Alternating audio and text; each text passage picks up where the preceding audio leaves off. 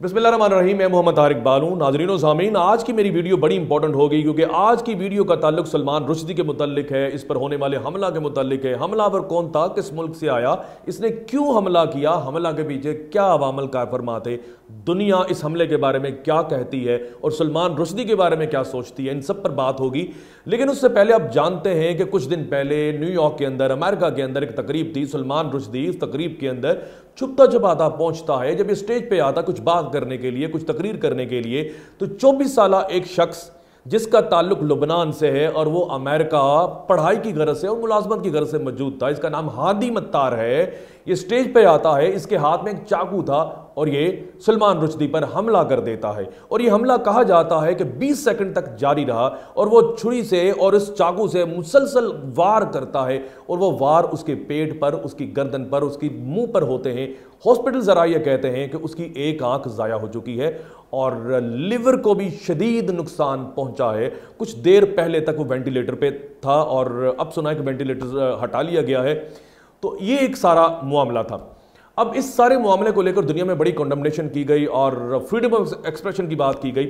मैं एक बयान आप लोगों के सामने रखता हूं, यूनाइटेड किंगडम की गवर्नमेंट का है। तो आप ये समझ लीजिए कि यूरोप, बिलखसूस इंडिया और अमेरिका जो है, उसके कंट्रीज जो हैं, उनकी यही राय है। फ्रीडम ऑफ एक्सप्रेशन की वो यही बात करते हैं। इस्लाम दुश्मनी की आड़ में वो नारा लगाते हैं फ्रीडम ऑफ एक्सप्रेशन का। जब उन्होंने मुसलमानों को गाली देनी होती है, इस्लाम के बारे में कुछ नाज़ेबा कलमात कहने होते हैं, तो बात करते हैं फ्रीडम ऑफ एक्सप्रेशन की।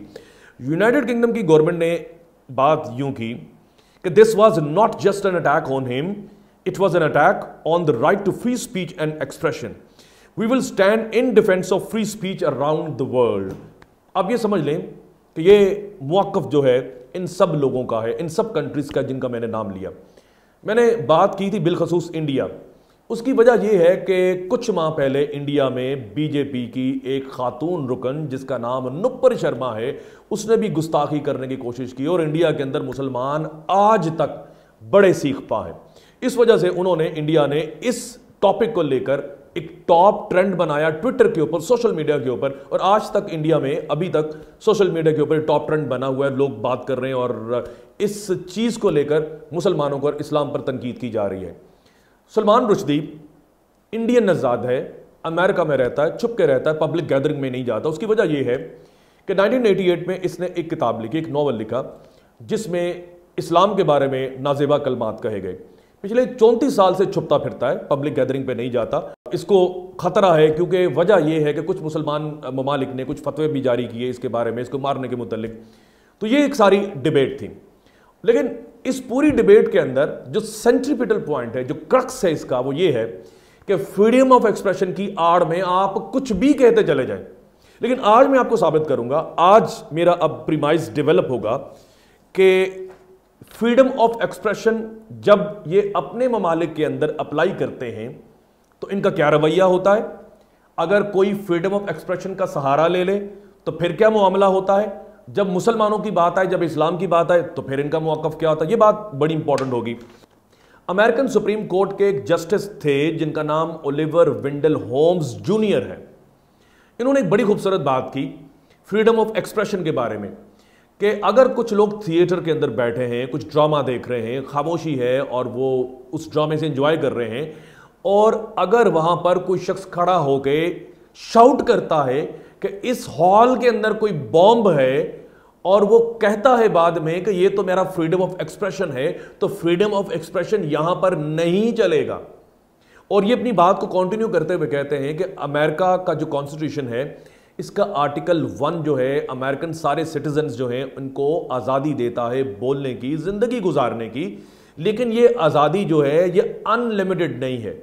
मतलब ये बड़ी खूबसूरत बात है कि जो आज़ादी होती है वो लामुतनाही नहीं होती, कहीं ना कहीं उस आज़ादी के इर्द गिर्द कोई बाड़ लगानी पड़ती है। और एक और बात बड़ी इंपॉर्टेंट, आप जब सर्च करते हैं होलोकास्ट के मुतल्लिक, होलोकास्ट है क्या?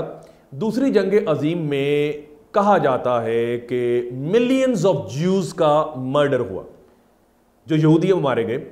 और अगर आप यूरोप के किसी भी कंट्री के अंदर, अमेरिका के अंदर, यूनाइटेड किंगडम के अंदर, और अगर आप फेसबुक के ऊपर जाकर ये लिख देते हैं कि आप होलोकास्ट को नहीं मानते, या आप ये बात कर देते हैं किसी ऐसी जगह के ऊपर जहां आपकी बात की तशहीर होने का खतरा है या तशहीर हो सकती है, तो फिर आपको पकड़ लिया जाएगा और आपको सजा भी मिल सकती है।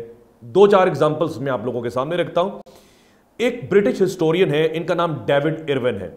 इन्होंने कहा कि जो होलोकास्ट है ये आप गलत कहते हैं, इतने यहूदियों का कत्ल हुआ, ये आप ड्रामेटाइज करते हैं, इस बात को रोमांटिसाइज करते हैं। उन्होंने डिनाई किया होलोकास्ट को और इन्हें 3 साल कैद की सजा हुई। इनका नाम डेविड इरविन है, इसे भी गूगल कर लीजिए, देख लीजिए। इसके बाद एक ऑस्ट्रेलियन स्कॉलर है जिनका नाम डॉक्टर फ्रेडरिक टोबन है। इन्होंने भी लगभग यही बात की कि होलोकास्ट में आप जब ज्यूज के मास मर्डर की बात करते हैं कि मिलियंस ऑफ ज्यूज मारे गए, इतने ज्यूज मारने के मुतालिक आपकी बात मुबालगा राय कहलाती है। गोया कि उन्होंने होलोकास्ट को डिनाई किया। इस बात कहने की पादाश में डॉक्टर फ्रेडरिक टोबन को 7 महीने जेल काटना पड़ी। उसके बाद आप जानते हैं कि चार्ली हेब्डो एक अखबार है और वो इस्लाम के बारे में, मुसलमानों को लेकर ब्लेस्फेमस कार्टून छापता रहा है। लेकिन इसी अखबार के एक 80 साल कार्टूनिस्ट जिनका नाम मॉरिस साइनेट है, इन्होंने जब होलोकास्ट डिनाइल्स के कैरिकेचर्स छापे, कार्टून छापे चार्ली हेब्डो के अंदर, तो चार्ली हेब्डो के एडिटर ने इस 80 साल कार्टूनिस्ट को चार्ली हेब्डो अखबार से निकाल दिया। जहां पर इनकी अपनी आइडियोलॉजी, अपनी फीलिंग्स हर्ट होती हैं, अपनी नैरेटिव जो है उसे कोई जख्म पहुंचता है, नुकसान पहुंचता है, तो फिर ये हरकत में आते हैं। जब इस्लाम की बात की जाए तो फ्रीडम ऑफ एक्सप्रेशन। उसके बाद एक सबसे इंपॉर्टेंट बात, 2005 आप जानते हैं कि जिलान्स पोस्टन एक अखबार है, इसके कल्चरल एडिटर जिसका नाम फ्लेमिंग रोज है, उसने 2005 में ब्लेस्फेमस कार्टून्स छाप दिए इस्लाम के मुतालिक। आप जानते हैं 2005 में पाकिस्तान में मुशर्रफ का दौर था और यहां पर काफ़ी हंगामे हुए इस चीज़ को लेकर। तो वो बंदा फ्लेमिंग रोज था जिसने जिलान्स पोस्टन एक अखबार है, उसके अंदर इस्लाम के मुतालिक ब्लेस्फेमस कार्टून छापे। कुछ अरसे के बाद फ्लेमिंग रोज ने कहा कि मैं होलोकास्ट डिनाइल के ऊपर भी एक कार्टून छापूंगा ईरान के एक अखबार के साथ मिलकर। इस अखबार का नाम, ईरान के अखबार का नाम हमशरी था। तो जब ये बात उनके एडिटर इन चीफ को पता चलती है तो वो नाराज होते हैं और कहते हैं बिल्कुल नहीं, इस तरह के कार्टून आप बिल्कुल नहीं छापोगे, इस तरह की फ्रीडम ऑफ एक्सप्रेशन का इजहार आप बिल्कुल नहीं करोगे। जब फ्लेमिंग रोज ने कहा कि जी मैं ये काम करना चाहता हूं, आपने पहले भी मुझे इजाजत दी, बल्कि आपने कहा कि ये काम कीजिए, इस्लाम के मुतालिक कार्टून छापिए, तो जब इसरार किया फ्लेमिंग रोज ने तो इसे जबरी छुट्टी पर भेज दिया गया, फोर्स्ड लीव पर भेज दिया गया। एक और बात बड़ी इंपॉर्टेंट है, 1960s में यूरोप के अंदर एक म्यूजिक ब्रांड बड़ा मशहूर हुआ। उस ब्रांड का नाम था द बीटल्स। 3 ये लोग थे, गाना गाते थे, इनके रिकॉर्ड्स जो हैं पूरी दुनिया में सुने जाते थे, बिलखसूस यूरोप के अंदर, अमेरिका के अंदर, अफ्रीका के अंदर। इनमें से एक सिंगर ने, जॉन ने, नाउज़ुबिल्लाह बात कह दी कि we are more popular than Christ. बस ये कहना था कि पूरे यूरोप में हंगामे स्टार्ट हो गए और जलाओ घिराओ स्टार्ट हो गया और तोड़ फोड़ स्टार्ट हो गई और इनके रिकॉर्ड्स जो थे वो जला दिए गए और ये लोग छुप गए। एक रिपोर्टर हैं जिनका नाम मॉरिन क्लीव है, उन्हें जॉन के डिफेंस में सामने आना पड़ा कि कौन कहता है कि जो यूरोप के लोग हैं वो टेररिस्ट नहीं हैं। और आखिरी बात सबसे इंपॉर्टेंट ये है कि कुछ अर्सा पहले अजहर नामी एक शख्स ने, जो कि पाकिस्तानी था और यूनाइटेड किंगडम के अंदर मौजूद था, उसने फेसबुक के ऊपर कुछ कमेंट्स लिख दिए उन इंग्लैंड के फौजियों के बारे में जो कि अफगानिस्तान में मारे गए थे। तो उन्होंने कहा कि all of you soldiers must go to hell. बस ये बात लिखी फेसबुक के ऊपर, तो जज साहब ने भाई पेशी पे बुला लिया और जज साहब ने खूब इनकी तंबीह की और कहा कि जी आप ऐसा नहीं कर सकते। जब अजहर नामी शख्स ने कहा जी फ्रीडम ऑफ एक्सप्रेशन, इस्लाम के मुतालिक बात हो, फ्रीडम ऑफ एक्सप्रेशन की बात करते हैं, जब आपके फौजियों के मुतालिक बात हो तो मैं अपनी राय का इजहार नहीं कर सकता। तो इस जज ने इस अजहर नामी शख्स को बुलाकर ना सिर्फ इसकी मुलामत की बल्कि इस पर पाबंदियां आयद कर दी, जुर्माने भी आयद किए। तो मेरी इस गुफ्तगू से आप खुद निचोड़ निकाल लीजिए, कंक्लूजन पर पहुंच जाइए कि इनके कितने डबल स्टैंडर्ड्स हैं। जब इनके अपने सेंटिमेंट्स हर्ट होते हैं, अपना बयानिया हर्ट होता है, तो फ्रीडम ऑफ एक्सप्रेशन के इर्द गिर्द ना सिर्फ बाड़े लगाते हैं बल्कि स्पीड ब्रेकर भी खड़े कर देते हैं, बैरिकेड्स खड़े कर देते हैं और वहां पर नाराज हो जाते हैं। कुछ कलमात इनके फौजियों के बारे में कह दिए जाए तो नाराज हो जाते हैं, अपने लोगों को नौकरियों से निकाल देते हैं।